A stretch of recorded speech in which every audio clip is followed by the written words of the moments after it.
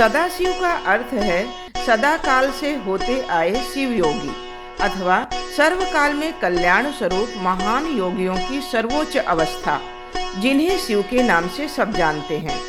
संसारिक बंधनों से युक्त को जीव तथा भव बंधनों से मुक्त को शिव कहते हैं।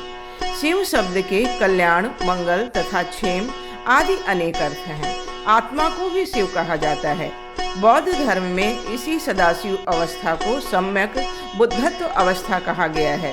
जैन धर्म के अरहत तथा तीर्थंकर रूपों की भी शिव तथा बुद्ध रूप से समानता है। इन सब की जो परिकल्पना की गई है उनमें ये सभी गौरवर्ण, ध्यान मूर्ति, पद्मासन में विराज, अर्ध निमीलित नेत्र, त्यागी, तपोनिरत, महायोगी तथा सदैव ज्ञान रूप बताए गए हैं।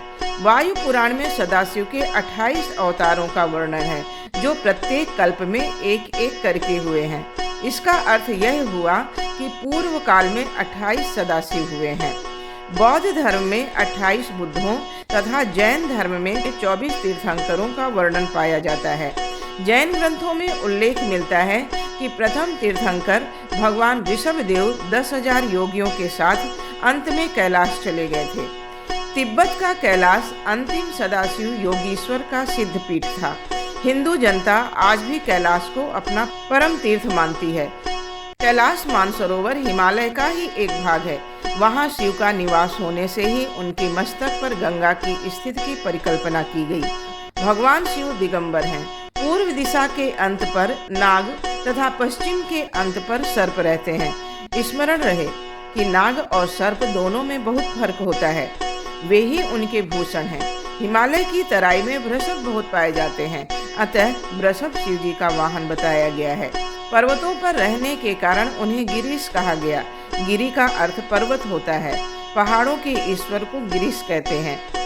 पर्वत की शोभा का पति होने के कारण उन्हें पार्वती पति भी कहते हैं। वायु पुराण में शिव योग नामक पाशुपत योग है।